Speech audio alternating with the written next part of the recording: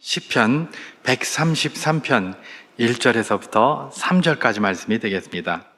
보라, 형제가 연합하여 동거함이 어찌 그리 선하고 아름다운고, 머리에 있는 보배로운 기름이 수염 곧 아론의 수염에 흘러서 그의 옷깃까지 내림 같고, 헐몬의 이슬이 시온 산들의 내림 같도다. 거기서 여호와께서 복을 명령하셨나니 곧 영생이로다. 아멘. 우리가 잘 아는 것처럼 내일이 우리 민족의 명절인 추석입니다. 추석의 캐치프레이즈 표어가 뭐죠? 더도 덜도 말고 한가위만 같아라, 이거였습니다. 그동안은 제가 이 추석의 이 표어를 이렇게 읽으면서 그저 풍성함으로만 많이 그렇게 생각을 해왔습니다. 왜냐하면 추석이라는 것은 이제 추수를 다 마치고 그야말로 이전에는 없던 풍성한 것들을 가지고 기뻐하는 그런 차원으로만 늘 생각을 했었기 때문입니다. 맞습니다. 기본적으로 그렇습니다. 근데 제가 나이를 이렇게 들면서 그래서 그런지 몰라도 이번에는 그 캐치프레이즈를 가만히 생각해 보니까 꼭 그것만은 아닌 것 같다라는 생각이 들었습니다. 그거에 대하여 플러스 알파가 뭐가 있는 것 같은 거예요. 그래서 제가 느꼈던 그런 은혜를 잠시 나누면서 메시지를 계속해서 진행하려고 하는데요. 더도 덜도 말고 한가위만 같아라. 분명히 풍성함을 이야기를 한 거 맞습니다. 그런데 제가 저를 한번 생각해 봤어요. 이전에 그 캐치프레이즈가 여전히 있을 이전에 제 어렸을 때를 생각해 보니까 저뿐만 아니라 제가 그때 초등학교 다니고 이렇게 할 때 주변에 제 친구들도 마찬가지였어요. 절반은 꼭 그렇게 풍성한 것 같지도 않았어요, 솔직히. 추석이다, 무슨 명절이다, 특히 추석 같은 거 되면 뭡니까? 많이 풍성한 게 있는 게 아니라 평소에 좀 잘 못 먹는 무슨 고깃국 한 그릇 먹고, 그죠? 그 다음에 또 뭡니까? 송편, 추석이면 송편이 유명하잖아요, 그죠? 송편인데 요즘은 보니까 그런 송편 아마 찾아도 없는 것 같던데, 요즘은 송편 딱 보니까 참깨로 딱 속에다가 앙꼬를 집어넣은 참 맛있는 송편이더라고요. 근데 사실 이게 어르신들 아시겠지만 제가 어렸을 때만 해도 참깨가 굉장히 비쌌습니다. 그래서 참기름은 진짜 비쌌거든요. 그래서 부잣집 아니면 참기름 잘 못 먹었어요. 아닙니까? 참기름을 다 드실 정도였네. 저는 참기름 입에 한번 대려면 1년에 한두 번 이렇게밖에 못 될 정도로 참기름이 비쌌거든요. 그러니까 송편에 앙꼬를 주로 뭘 넣습니까? 지금은 주로 참깨를 넣으니까 당연히 참깨라고 생각하는데 이전에는 그렇지 않았습니다. 송편을 10개를 만들면 그 중에 참깨 앙꼬가 들어있는 거는 2개 혹은 3개였습니다. 나머지 7개는 뭘까요? 강낭콩이든지 아니면 대두콩 같은 거 이런 거 삶아서 집어넣은 것이었습니다. 그런데 이제 송편도 요즘은 먹기 좋게 얇게 이렇게 돼 있으니까 투명해서 속에 뭐 들은지 알잖아요. 근데 그때는 두툼하게 이따만하게 만들어가지고 속에 뭐가 들었는지 몰라요. 그러니까 딱 집었는데 속된 말로 재수없게 딱 콩이 걸렸는데 그것도 대두콩이 아니고 강낭콩이 딱 걸리면 진짜 맛없거든요. 그럼 이거 먹다가 버릴 수도 없고 버렸다가 혼나니까 그거 하나 먹고 나면 배가 불러가지고 말이에요. 다른 거 제대로 먹지도 못해요. 그러니까 이게 뭐가 그 깨가 들은 걸까, 참깨가 들은 걸까 막 고르다가 되게 혼나죠, 어른들한테. 아무거나 먹지, 네가 다 그거 집어먹으면 누가 저 콩을 먹으라고 그러냐고 그러면서 아무거나 먹으라고. 근데 이게 몇 대 몇이라고요? 3대 7 내지는 2대 8이에요. 그러니까 주로 콩 집고 특히 강낭콩 집을 가능성이 굉장히 높은 것이죠. 별로 풍성하지 않았어요. 그리고 선물이라고 하나 받으면 뭡니까? 기껏해야 나이롱 바지 하나 이렇게 받아서 입거나 아니면 신발 하나 얻어 신었거든요. 그 신발이 어떤 신발입니까? 진양 고무에서 나온 하늘색 이렇게 운동화. 그 하늘색인데 여기 이렇게 띠가 질러져 있으면 만화 캐릭터가 딱 그려져 있는 그 요즘 말하면 슬립온이라고 말하는 그런 식의 그 신발들. 그런 운동화 하나 얻어 신으면 닭상입니다. 그야말로 일본 말로 닭상입니다. 굉장히 좋은 겁니다. 그런데 그런 운동화 잘 못 얻어 신시죠. 고무신이나 하다 얻어 신고. 저의 경우를 이야기하고 우리 친구들 이전에 그 촌놈들, 시골에 살던 그 촌놈들 이야기하는 겁니다. 뭐 한 절반이 학교 내 절반이 그랬으니까요. 그러니까 명절만 되면 선생님이 맨날 뭘 하고 얘기를 한다고요? 너무 많이 먹지 마라, 많이 먹지 마라 이랬어요. 추석 되면 뭐 고깃국 이런 거 먹으니까, 고기 평소에 못 먹다가 고기를 먹으니까 전부 설사하는 겁니다. 설사병이 걸려가지고. 그러니까 많이 먹지 마라 이러던 시대였었거든요. 근데 뭘 풍성하다고 이야기를 하는가? 뭘 풍성하다고 이야기를 하는가? 별로 생각해보면 풍성하지 않았던 것 같아요. 물론 다른 날보다는 그때가 좀 그러니까 풍성하다라는 그런 관점으로 우리가 생각을 해볼 수는 있을 것입니다. 그러나 그거 말고 다른 풍성함을 이야기를 한 것은 아닌가, 그 생각이 갑자기 드는 겁니다. 여러분, 어떤 풍성함을 제가 이야기를 하는가? 그때는 뭐 저희만 해도 큰집이를 이렇게 갑니다. 그 큰집이를 가면 버스라는 것이, 그때 이제 또 덩치도 작고 그랬으니까 멀게 느껴졌을 수도 있습니다. 버스라는 것이 신장로에 딱 갖다 내려줍니다. 아스팔트로 된 신장로에만 딱 가서 거기서 내려줘요. 그럼 거기서 내려서 큰 집이나 친척 집에까지 가려면 한참을 걸어 들어가야 됩니다. 한참을 걸어 들어가야 돼요. 그러면 이제 명절이니까 선물 사들고 가잖아요. 그러면 좋은 때는 좋은 선물 사면 그 당시에 정종 한 병, 이런 거, 대병으로 된 거, 이거 한 병 사서 아버지가 안 들고 또 들으라고 그러면 제가 들고 가다가 막 이런 깨물을까 봐 또 아버지가 살짝 들고 가고 이랬어요. 그거 아니면 뭐 돼지고기 한 두 군 정도 이렇게 사서 들고 가고, 이게 다 선물 다 했어요 그때. 그리고 이제 이렇게 가요. 별로 풍성하지 않았어요. 가면 뭐 전기가 들어옵니까? 전기도 별로 안 들어오니까 그 호야라는 거 있었어요. 이렇게 유리로다 이렇게 돼서 불 붙인 거. 그러면 거기서 끓음이 나와서 콧구멍 시커매지고 하는 그 호야, 이런 게 우리 큰집이 그런 거 있었는데, 그런 거 하러 갔단 말이에요. 거기 가면 무슨 뭐 먹는 것도 뭐 이렇게 맛있는 거, 그 맛있는 거 하나 기억나는 건 뭐냐면, 그 제사 같은 거 지내고 나면 그 쇠고기다 산적 만든 거 있어요. 산적. 쇠고기가 귀하니까 여러 사람한테는 못 주고 쫙 그거 해가지고 도막을 딱 냅니다. 그래서 먹을 사람 10명이면 10명 딱 정해요. 그래서 큰엄마가 그거 딱 들고 하나 딱 뽑아가지고 딱 그 사람한테만 줍니다. 여자들은 맛도 못 봐요. 딱 하나만 먹는 거예요. 하나만 딱 집어넣으면 막 입에서 녹아요. 그냥 하나만 더 먹었으면 이런 생각이 드는데, 감히 하나 더 먹을 수가 있습니까? 큰엄마가 딱 배분을 딱 이렇게 하는데요, 저한테 좀 크게 잘라줬으면 좋았을 텐데, 어쨌든 그게 다인데 풍성하지도 않았지만, 그때 뭐예요? 그 길을 걸어서 가고 그랬지만 뭔가 있었던 거예요. 뭡니까? 이제 내가 가족과 친지를 만나겠다는 설레임 말입니다. 그런 설레임을 갖고 가는 겁니다. 덜도 말고 한가위만 같아라. 거기에서 그야말로 이런 물질적인 풍성함이나 이런 것도 의미가 있겠지만은, 제가 이제 나이가 들어서 그런지 가만히 이렇게 다시 한번 되짚어 보니까, 그 풍성함이라는 것은 그런 풍성함뿐만 아니라 가족과 친지들이 함께 모여서 설레임을 가지고 누리는 그 교제의 풍성한 말입니다. 그게 생각이 되는 겁니다. 교제가 풍성해요. 설레임이 있어요. 설레임이. 그래가지고 쭉 가면 누구를 만나겠지, 누구를 가봐야 뭐 좋은 소리 듣습니까? 맨날 구살이나 먹고 떡 하나 더 먹는다고 욕이나 얻어먹고, 이게 단데, 그죠? 그런데 거기 뭘 그렇게 가려고 하는가? 그런 설레임이 있었어요. 여러분, 이건 우리나라 말의 이야기일까요? 아닙니다. 그건 요즘 방송 아닙니까? 제가 이렇게 주로 유선에서 즐겨보는 프로그램이 있습니다. 세계의 극한 직업, 이거예요. 맨날 재방송하는데 저는 맨날 봅니다. 그거 나오면 그냥 번히 애우고 있습니다. 그냥 하도 봐가지고. 그래도 그게 재밌어요. 그 막 바퀴가 빠져가지고 못 태어나오고 막 이러면서 막 온몸에다 흙탕물 뒤집어 쓰고, 저는 그런 프로그램이 이상하게 재밌어요. 희한하죠? 뭐 고소해서 그런가? 어쨌든 그게 굉장히 재밌어요. 그래서 늘 그걸 보는데, 남미의 어떤 이제 그게 이제 오늘 이 메시지와 관련해서 중요한 내용입니다.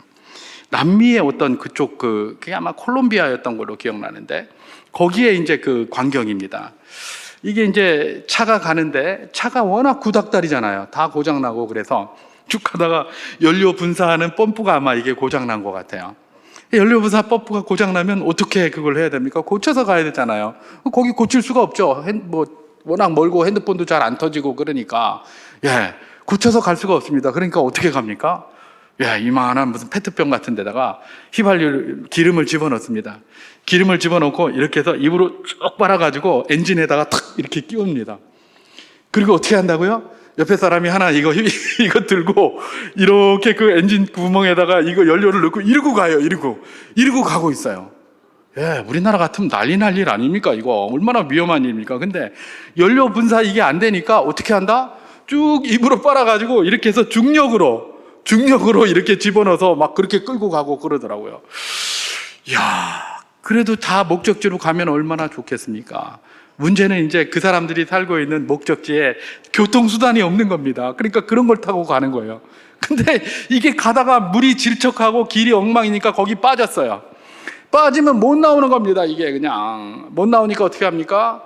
사람을 부르러 가야 되는데, 트랙터를 부르러 가야 되는데 6시간, 7시간을 걸어가는 겁니다. 그걸 부르러.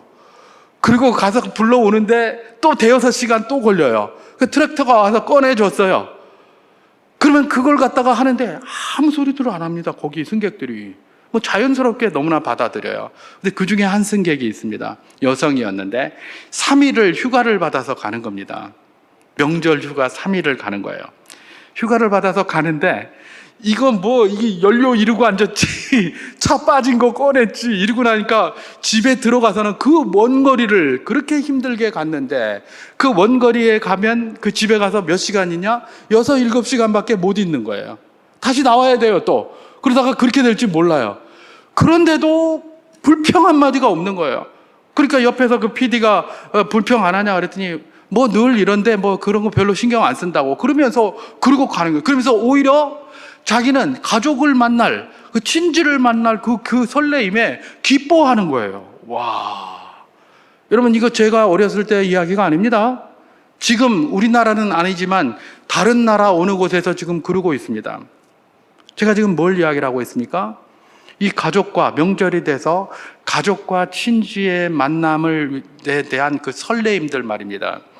그 설레임들이 물질적인 풍요함 뭐 이런 것들 이전보다 더 잘 먹고 이런 것도 있겠지만 그 설레임들이 더 뭐를 하기를 원했다? 풍성하기를 원했던 것이 혹시 이 표 속에 있는 것은 아닌가?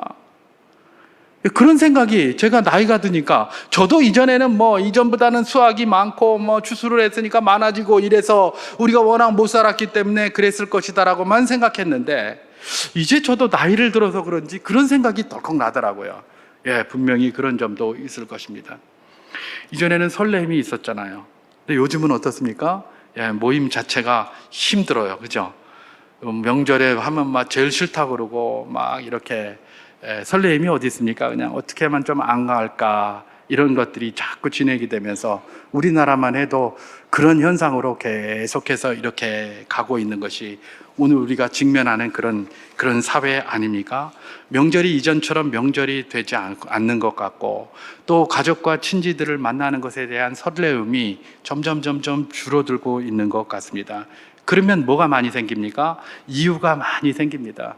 이유가 이번에는 이래서 못해, 이래서 못 가, 저래서 못 가. 이유가 굉장히 많이 생깁니다. 여러분, 우리 마음에 설레임이 있다면 이유가 되겠습니까? 내가 저 사람을 만나는데 그 사람을 만나는 설레임이 나에게 있다면 이유가 되겠습니까? 여러분, 요즘에는 뭐 그런 말이 잘 없습니다만은 이전에 그랬잖아요. 남성들이 여성들 갖다가 이렇게 구애하고 할 때 어떻게 합니까? 창문을 열어다오. 그럼 창문 탁 열면서 막 뜨거운 물이 한 바가지 확 내려오죠. 예. 그러면 뒤집어 쓰고도 뭐라고 얘기를 합니까? 내가 당신을 만나기 위해서라면 태평양도 헤엄쳐 건너가겠습니다. 만남에 대한 설레임이 있으면 태평양인들 헤엄쳐 못 건너가겠습니까? 내가 당신을 만나기 위하라면 용광로라도 헤엄쳐 건너가겠습니다. 만남에 대한 설렘이 있으면 용광로는 못 건너가겠습니까? 결국은 이런 게 왜 소원해지는 겁니까? 설렘이 없는 겁니다. 만나면 귀찮고 만나면 짜증나고 뭐 좋은 말을 못 듣고 뭐 그런 차원이 아닙니다. 이전에 제가 아까 말씀드렸잖아요. 송편 하나 골라 먹으려다가 귓방맹이 맞는다니까요. 왜 골라 먹냐 그러고. 그죠? 뭐 가봐야 좋은 소리가 뭐 있겠습니까? 그저 다 생각해서 말한다고 하는 그 소리가 요즘 듣기에 굉장히 싫은 그런 소리보다 더한 소리들 들었어요. 늘 그런 소리 듣고 늘 요거도 먹고 그러면서도 가는 거예요. 왜요? 오랜만에 같이 만나서 명절 때나 만날 수 있으니 그때 한번 교제의 이런 풍성함, 이것에 대한 설레임이 있는 것이죠. 그래서 그렇게 가는 것입니다. 예, 우리에게 설레임이 있다면 뭐가 우리를 막겠습니까? 뭐가 우리가 함께하는 것들을 못 만나게 하겠습니까? 어떤 이유가 되겠습니까? 전화를 합니다. 아유, 아버지, 아유, 엄마, 이번에는 이런저런 일이 있어서 못 내려가요. 예, 엄마 아빠가 그럽니다. 그래, 알아서 그래, 잘 있어라. 예, 이럽니다. 예, 엄마 아빠가 그거 몰라서 그럴까요? 거기 속아 넘어갔을까요? 절대로 안 속아 넘어갑니다. 나이가 들면 짬밥이 생깁니다. 그래서 지혜로워져요. 그래서 한마디 하면 저게 뻥인지 다 알아요. 다 알아요. 다 알지만 그래, 그러면 어떡하냐. 그럼 그렇게 해라 라고 이렇게 합니다. 그런데 우리가 이런 때 생각해 볼 것이 있습니다. 그렇게 말한 우리 엄마의 마음, 그렇게 말한 우리 아버지의 마음은 어떨까? 그런 질문을 해봐야 되는 것입니다. 그런 질문을 해봐야 돼요. 그게 사람이 살아가는 세상이고요. 그것이 바로 우리 인생들이 우리 어른들부터 지금까지 살아온 생각이고요. 지금도 앞으로도 계속되어야 될 생각인 겁니다. 그 사람의 마음이 어떨까? 나는 지금 뭐 불편하고 나는 이게 지금 편하지만 그래 뭐 그렇지 라고 대답하는 그 마음은 어떤 마음일까? 몰라서 그러는 거 아니에요. 다 알아요. 다 압니다. 여러분도 알잖아요. 그죠? 자식들이 뭐라고 하면 그게 무슨 뭐 뻥인지 아닌지 왜 모릅니까? 훤히 알아요. 알면서도 그냥 그래. 왜냐하면 그 사람 상처받을까 봐 그냥 그래. 그리고 마는 거죠. 예. 그렇기 때문에 어떻게 하는 겁니까? 아, 이런 말을 하고 있는 우리 엄마는, 이런 말을 하고 있는 우리 아버지의 마음은 어떨까? 바로 이럴 때 그런 거 한번 생각해 보는 것입니다. 여러분, 우리 하나님은 이렇게 친족이든 가족이든 함께 모여서 이렇게 교제하고 설레임을 가지고 만나는 걸 참 좋아하십니다. 어쩌면 그걸 제일 좋아하실지도 몰라요. 그렇기 때문에 우리가 뭘 해야 되는 겁니까? 다른 누구가 아니라 우리 그리스도인들에게 하나님이 뭐라고 이야기를 하시느냐? 그런 거 많이 가지라고 하십니다. 아마 오늘 본문이 그거에 대한 아주 큰 도전 중에 하나가 아닐까 그렇게 생각이 되는데요. 그래서 제가 오늘 본문을 메시지의 본문으로 준비를 하고 선하고 아름다운 광경이라고 제목을 한번 붙여본 겁니다. 누구에게? 하나님 보시기에 선하고 아름다운 광경이다라고 그렇게 붙여본 것이죠.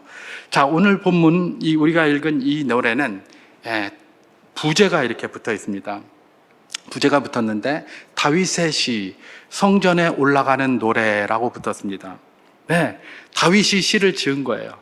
그런데 그 후에 사람들이 성전에 올라갈 때마다 다윗이 지은 이 시를 갖다가 읊으면서 성전을 올라갔다는 것이죠.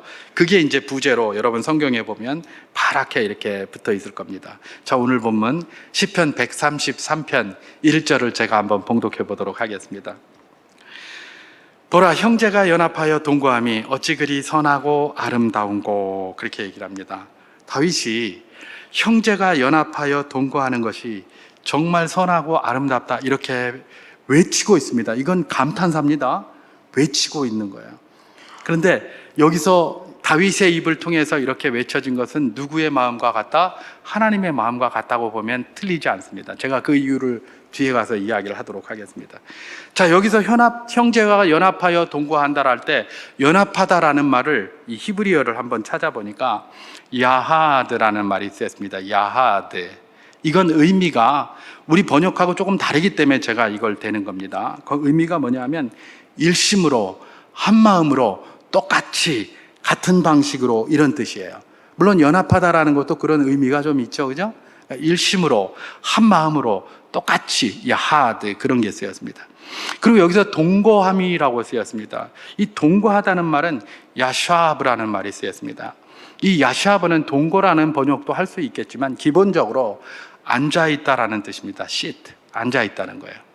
그러니까 여기서 연합하여 동거하는 게 뭐 함께 사는 것, 우리는 연합하여 동거한다 그러면 함께 산다라는 개념을 갖고 있잖아요, 그죠? 우리는 머릿속에 퍼뜩 그렇게 떠오릅니다. 그래서 형제가 함께 사는 거를 갖다가 이야기하는구나 라고 생각하는데 그걸 하기보다는 오히려 형제가 어떻게 합니까? 함께 일심으로 앉아 있는 겁니다. 어디에 앉아 있는 거예요? 하나님 앞에.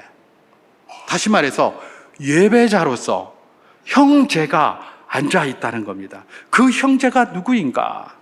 그 형제를 알기 위해서는 이 치가 나온 배경이 뭔지를 한번 살펴볼 필요가 있습니다.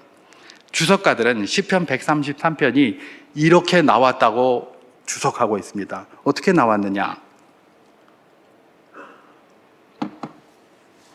사울이 죽은 후에 다윗이 이스라엘의 왕이 되었습니다. 그죠? 근데 한꺼번에 다 왕이 된 게 아니죠. 사울이 죽고 나서 자기가 유다 지파를 대표해서 유다에서 왕이 되었습니다.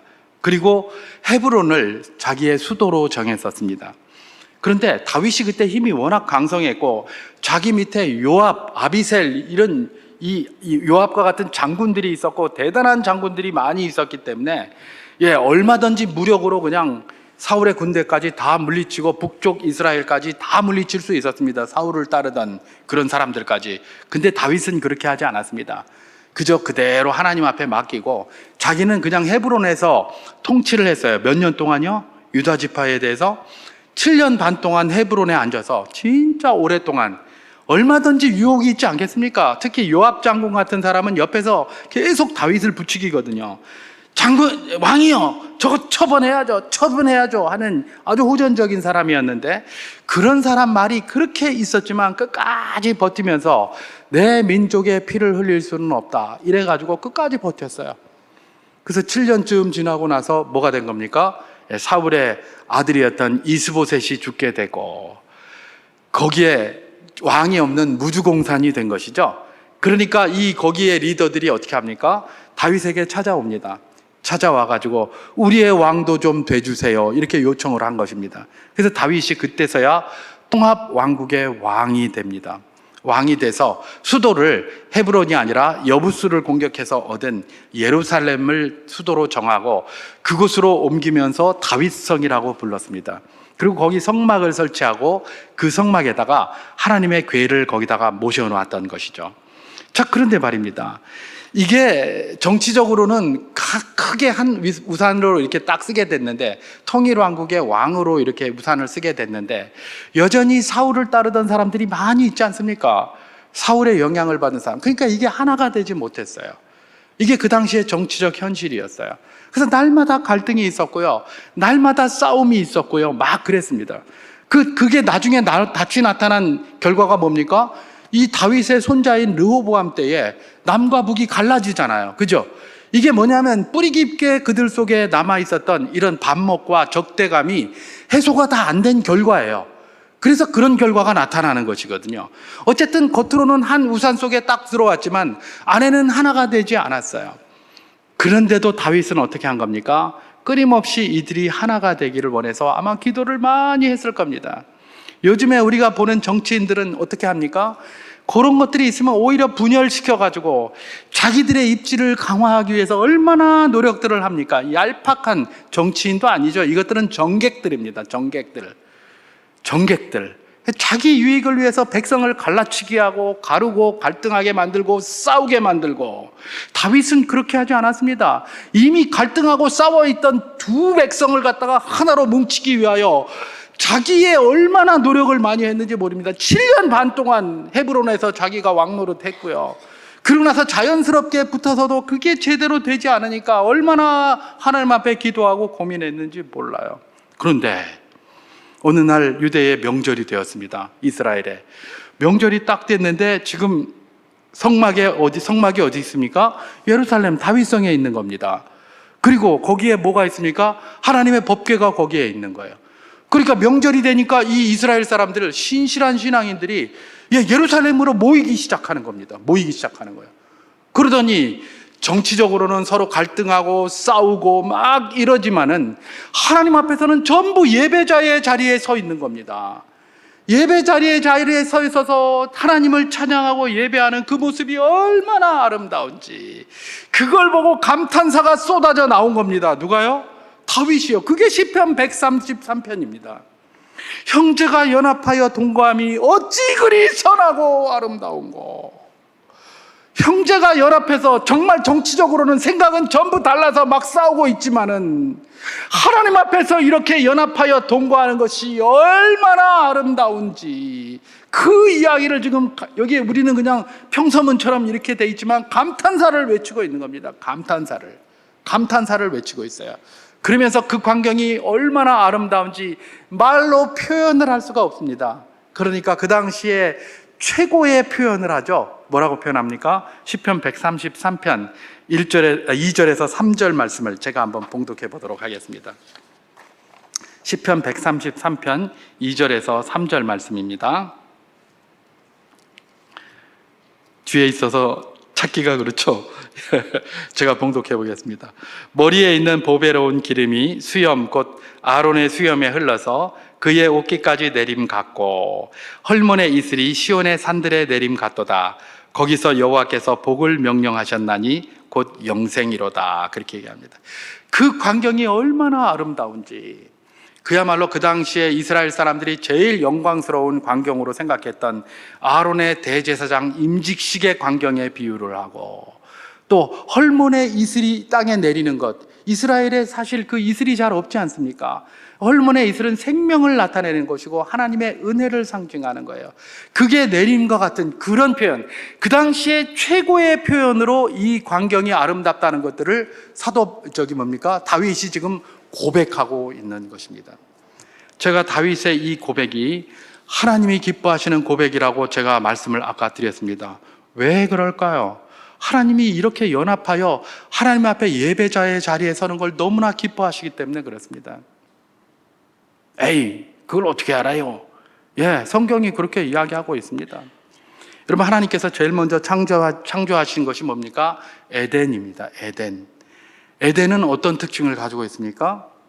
에덴은 정말 질서가 아름답고요, 모든 것이 질서와 순조로움과 순종 속에 있었어요. 그죠? 에덴에서는 하나님과 사람의 관계도 너무 좋았어요. 삼위일체 하나님의 관계는 말할 것도 없고 사람과 하나님의 관계도 너무 좋았어요. 그래서 항상 아담이 누구 앞에 섰습니까? 하나님 앞에 섰습니다. 그런데 죄로 인하여 아담이 죄를 짓고 하나님을 피해서 숨잖아요. 그죠? 동산 나무 뒤에 심을 때 하나님이 아담에게 하신 말씀이 뭡니까? 아담아, 내가 어디 있느냐 물었어요. 아니, 하나님이 아담이 어디 있는지 몰라서 네가 어디 있느냐 그렇게 물었습니까?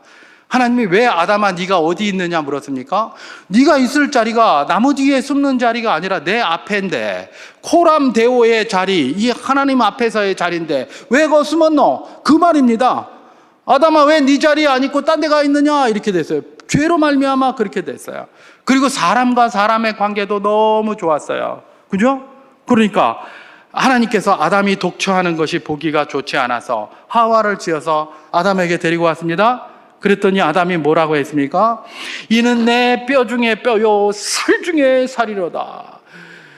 이는 내 bone of bones, 뼈 중에 뼈요 flesh of fleshes, 살 중에 살이로다. 최고의 뼈요 최고의 살이다. 당신 최고, 이런 말 하는 거예요. 아담 대신 우리 남성 여러분, 부인에게 bone of bones, flesh of fleshes 한번 영어로 유식하게 한번 해보십시오. 오늘 저녁에 음식이 달라지리라 확신합니다. 저도 잘 못하는데 그냥 하려고 노력은 하는데 잘 안 되더라고요. 그러니까 잘 안 되니까 하라는 거지, 그지? 잘 되면 하랄 필요가 없죠, 그죠? 잘 안 되니까 하라는 거예요. 성경에서 사랑하라고 합니다. 사랑 잘하면 말할 필요가 뭐 있습니까? 잘하고 있는데 잘 안 되니까 자꾸 사랑하라고 하는 거거든요. 잘 안 되니까 이런 거 하는 거예요. 쥐는 잘하나 저도 잘 못합니다. 잘 안 되니까 해보자는 겁니다, 그죠? bone of bones, flesh of fleshes. 발음이 별로 안 좋죠. 이렇게 하라는 겁니다. 그렇게 사람 관계도 좋았다는 거예요. 그리고 사람과 자연 만물 사이의 관계는 또 어땠는가? 굉장히 좋았어요. 자연 만물과 사람 사이의 관계가 얼마나 좋았는지, 땅에서 맨날 좋은 것만 냈어요. 좋은 것만, 그죠? 좋은 것만 냈고, 그 다음에 짐승들 간의 관계, 또 자연 만물과의 관계도 얼마나 좋았는지 몰라요. 아주 아름다웠어요.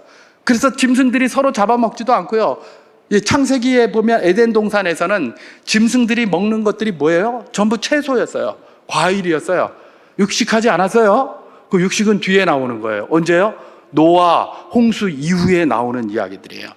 그러니까 전부 먹을 게 충만하고 땅에서는 뭘 내는 겁니까? 아주 좋은 것들만 계속해서 내고 그렇게 했었습니다. 제가 오늘 본문이 아니라 창세기 3장 17절에서 19절을 봉독합니다. 그런데도 불구하고 이렇게 돼버리는 거죠.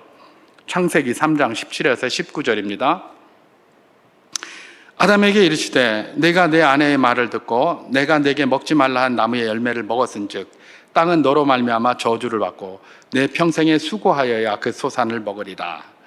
땅이 내게 가시덤불과 엉겅퀴를 낼 것이라. 내가 먹을 것은 밭의 채소인즉 내가 흙으로 돌아갈 때까지 얼굴에 땀을 흘려야 먹을 것을 먹으리니 내가 그것에서 취함을 입었으니라. 너는 흙이니 흙으로 돌아갈 것이니라 하시니라. 이렇게 얘기를 합니다. 그렇게 아름다운 것들을 냈는데 죄로 말미암아 뭐가 된 거예요? 이제 땅에서 계속 가시와 가시덤불과 엉겅퀴를 낸다고 그래요. 여러분 엉겅퀴 아시죠? 이렇게 저런데 다니다 보면 보라색 꽃이 피는 꼭 쑥같이 생긴 국화같이 생긴 거기에 가시가 다닥다닥다닥 붙어 있어요. 그게 엉겅퀴예요. 여기서 보여주고자 하는 것은 가시예요. 가시가 계속 땅에서 나오는데 가시가 나오는 거예요. 여러분 땅에서 가시가 나온다는 의미는 뭘까요? 예, 사막에 가면 가시가 나오는 식물들이 굉장히 많습니다. 그죠? 그러니까 이 말은 뭐냐면 하나님의 은혜의 이슬과 같은 그런 비가 없이 그런 것들이 가려지는 거예요. 그러니까 전부 가시가 나와요. 그러니까 거기다 물을 대야 돼요. 밭을 경작해야 돼요. 그렇기 때문에 남자는 이마에 종신토록 땀을 흘려야 돼요. 전에는 안 흘려도 됐어요. 가시가 안 나오고 좋은 것만 나오니까. 근데 이제는 가시가 나오니까 거기서 농토를 경작해야 되는데 어떻게 경작합니까? 물을 갖다 대고 그걸 끌어내려니까 가만히 있으면서 누가 물 대줍니까? 그죠? 어떻게 해야 됩니까? 내가 물을 파야 되고 수로를 만들어야 되고 땅을 갈아야 되고 농사를 지어야 되는 겁니다. 종신토록 이마에 땀을 흘려야 겨우 먹게 살게 되는 거죠. 그리고 이것들 뭡니까? 이 짐승들도 서로 그냥 공격하게 되고 먹고 먹히고 이런 관계가 돼 있습니다. 제가 이 관계를 또 하나 읽겠습니다. 창세기 8장 22절에서 9장 3절까지 말씀을 제가 봉독하겠습니다. 이건 노아 홍수 이후에 하나님께서 다시 언약한 내용입니다. 땅이 있을 동안에는 심음과 거둠과 추위와 더위와 여름과 겨울과 낮과 밤이 쉬지 아니하리라. 하나님이 노아와 그 아들들에게 복을 주시며 그들에게 이르시되 생육하고 번성하여 땅에 충만하라. 땅의 모든 짐승과 공중의 모든 새와 땅에 기는 모든 것과 바다의 모든 물고기가 너희를 두려워하며 너희를 무서워하리니 이것들은 너희의 손에 붙였음이라. 모든 산동물은 너희의 먹일 것이 될 것이라. 채소같이 내가 이것을 다 너희에게 주노라. 이렇게 돼 있어요. 여러분 이전에는 동물들이 사람을 두려워하지 않았어요. 그죠? 그러니까 아담이 딱 앉아있으면 사자부터 시작해서 다 와가지고 너는 사자, 너는 돼지, 너는 개, 너는 소 이름 다 붙여줬잖아요. 근데 지금 여기 노아의 홍수 이후에는 이거는 똑같아요. 땅을 다스리라 정복하라 제언약에서 그건 똑같은데 물고기부터 시작해서 모든 것들이 사람을 두려워할 것이라고 이야기를 해요. 여러분 두려움이 있으면 뭐가 있는 겁니까? 공격이 있는 겁니다. 두려움이 없으면 공격하지 않습니다. 평안하면 공격하지 않아요. 적이 나를 어떻게 할지 모른다는 두려움 때문에 먼저 공격을 하는 겁니다. 그러니까 모든 질서가 깨지는 겁니다. 약육강식의 이 세계가 돌아온 겁니다. 뭐 때문에요? 죄 때문에 그렇게 됐다는 겁니다. 하나님이 이걸 다시 회복시키기를 원하세요. 다시 동거하기를 원하시고요. 다시 화합하기를 원하시고요. 다시 하나 되기를 원하시고요. 다시 아름답게 하나님 앞에 서기를 원하시는 거예요. 그래서 하나님께서 뭐라고 이야기를 하셨습니까? 이사야서 11장 6절에서 9절 말씀을 제가 한번 봉독해 보도록 하겠습니다. 그때의 이리가 어린 양과 함께 살며 표범이 어린 염소와 함께 누우며 송아지와 어린 사자와 살찐 짐승이 함께 있어 어린아이에게 끌리며 암소와 곰이 함께 먹으며 그것들의 새끼가 함께 엎드리며 사자가 소처럼 풀을 먹을 것이며 젖 먹는 아기가 독사의 구멍에서 장난하며 젖된 어린아이가 독사의 굴에 손을 넣을 것이라. 내 거룩한 산 모든 곳에서 해됨도 없고 상함도 없을 것이니 이는 물이 바다를 덮음같이 여호와를 아는 지식이 세상에 충만할 것임이니라. 이렇게 얘기를 합니다. 이건 다시 에덴으로 돌아가기를 하나님이 원하신다는 거예요. 근데 그걸 위해서는 뭐가 필요하다는 거예요? 여호와를 아는 지식이 세상에 충만해져야 된다는 겁니다. 여호와를 아는 지식이 세상에 충만하면 뭐가 된다는 겁니까? 다시 에덴으로 돌아간다는 겁니다. 그래서 짐승이 서로 사자와 곰이 같이 앉았고 어린아이가 독사고리에 손 놓아도 물지도 않고, 지금은 뭐 뒷동산에 가다가 독사 나올까 봐 어린아이는 고사하고 저 같은 이런 나이 많은 사람도 힘들어 하는데, 어린아이가 손 놓고, 그죠? 이전에는 사자가 풀 뜯어 먹었는데, 뭔 풀 뜯어 먹는 소리 하노? 사자가 누가 풀을 먹노? 그 육식동물인데. 그게 지금 이 땅의 사고방식에 우리가 딱 처해져 있기 때문에 그렇게 풀 뜯어 먹는 소리라고 하는 거예요. 사자 풀 뜯어 먹습니다. 그게 원래 에덴에서에 있었던 일이에요. 지금 다시 하나님이 그렇게 돌아가기를 바란다는 겁니다. 사자 풀 뜯어 먹는 소리로 말입니다. 이게 어떻게 가능하다고요? 하나님을 아는 지식이 온 땅에 가득할 때 그렇게 된다는 거예요. 여러분, 이건 뭐냐? 하나님이 결국은 에덴을 회복하기를 원하시는데, 그 에덴은 뭡니까? 함께 모여있는 모든 자들의 질서와 관계가 회복되기를 원한다는 거예요. 여러분, 우리가 명절을 맞았습니다. 명절에 친지도 있고 가족도 있고 여러 가지가 있어요. 다양한 일들이 있을 수 있습니다. 이게 바로 뭡니까? 이런 관계들이 다 회복되기를 원하시는 거예요. 여기서 형제가 연합하여 이런 말이 있습니다. 이 1차적인 형제는 누구겠습니까? 그 자리에 그 하나님의 성막 앞에, 그 법궤 앞에 예배하러 모인 그 이스라엘 사람들, 그 신실한 사람들이 일반적으로 1차적인 형제에 들어갈 것입니다. 그들은 바로 누구입니까? 그야말로 하나님 앞에 선 예배자예요. 근데 그게 이제 확장이 됩니까? 확장이 되면 누가 되겠습니까? 오늘날로 말하면 그게 교회입니다. 하나님 앞에 거룩한 예배를 드리고 있는 우리가 하나님 앞에 예배자의 자리에 섰습니다. 그래서 오늘날은 교회고, 그것이 확장이 되면 뭐가 되겠습니까? 비록 하나님을 알지 못하지만 내 친지나 형제가 될 수 있습니다. 또 그것이 더 확장이 되면 뭡니까? 이 나라와 민족이 될 수도 있습니다. 그것이 더 확장이 되면 뭐가 되겠습니까? 온 지구촌 세계의 모든 인간들이 될 것입니다. 그것이 더 확장이 되면 뭐겠습니까? 온 자연 만물이 될 것입니다. 우리가 흔히 창세기를 이야기를 하면서 하나님께서 자연 만물을 창조하실 때는 보시기에 좋았더라 이렇게 하다가 사람을 창조하고 나서는 보시기에 심히 좋았더라 이렇게 하나님께서 말씀하셨다고 그렇게 얘기를 합니다. 맞습니까? 우리가 늘 들어왔기 때문에 그런 것 같잖아요. 그죠? 근데 성경 다시 읽어보세요. 그런 말이 어디 있는지. 그런 말 없어요.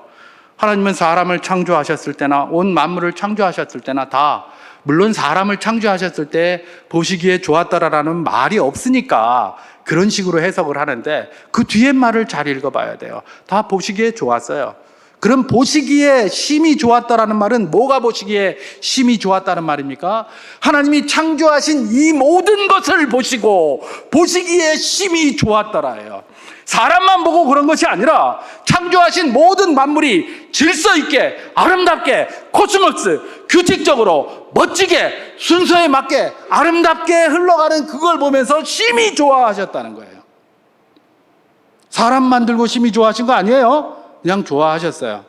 모든 것들이 아름답게 뭉쳐져서 아름답게 질서 있게 돌아가는 이 모든 것을 보시고 심히 기뻐하신 분이 누구시다? 하나님이시라는 거예요. 이 말은 결국은 뭐냐? 하나님은 그렇게 질서가 회복되고 아름다운 관계가 회복되고 이런 걸 너무 기뻐하시는 분이시라는 것입니다. 형제가 연합하여 예배 자리에 서는 것을 너무 기뻐하신다는 것입니다. 그리고 그 형제를 넘어서 아직 하나님을 알지 못하는 자들이 있습니까? 그들과 함께 좋은 관계가 되고, 그들과 함께 좋은 관계가 되는 그곳에서 하나님의 놀라운 역사가 일어날 수 있으니 그걸 너무 기뻐하신다는 겁니다. 오늘 본문 시편 133편 3절을 다시 한번 봉독해 보도록 하겠습니다. 시편 133편 3절입니다.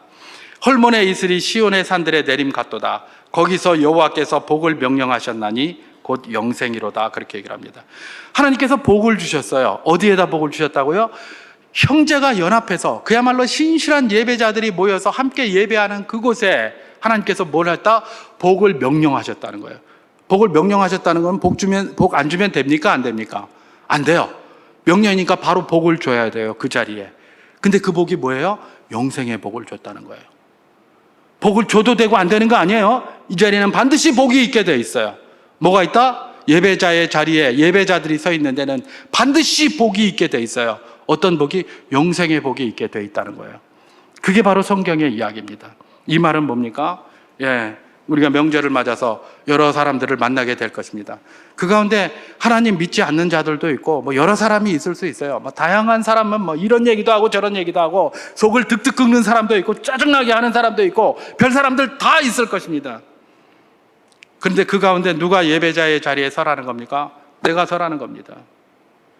하나님의 말씀을 알고 있는 내가, 그리스도인인 내가 그 자리에 서라는 겁니다. 그리고 예배자의 자리에 서 있을 그때에 하나님이 거기에서 복을 반드시 주신다는 겁니다. 무슨 복을요? 영생의 복을. 나로 말미암아 그 옆에 모인 다른 사람들이 영생을 얻는 복을 누릴 수가 있다는 겁니다. 반드시 주십니다. 반드시. 이런 확신을 가지고 그 자리에 설 수 있는 복된 분들 다 될 수 있기를 주님의 이름으로 축원합니다. 이게 우리에게, 명절을 맞은 우리에게 이런 말씀을 통해서 주님이 두시는 도전입니다. 언제입니까? 잘 모릅니다. 하나님이 이루어 가실 것입니다. 우리가 할 일은 그 일 하는 겁니다. 예배자의 자리에 선다는 것이 뭡니까? 거기서 예배 드리자 이런 말씀을 드리는 겁니까? 내가 하나님 앞에 섰다는 것들을 항상 인식하고 그 예배자처럼 살라는 겁니다. 우리의 모든 삶이 예배라고 했습니다. 우리의 모든 삶이 예배예요. 하나님 앞에서 하는 것처럼 하라는 겁니다. 둘이 갈등하고 싸우고 있습니까? 나 때문에 갈등이 생기지 않게 하여 주시기를 바랍니다. 다른 사람들이 갈등하고 있습니다. 내가 그 안에 들어가 중재자가 되기를 소망합니다. 그것이 바로 그런 예배자의 자리에 선다는 의미입니다. 남들이 다 힘들어서 안 하려고 합니까?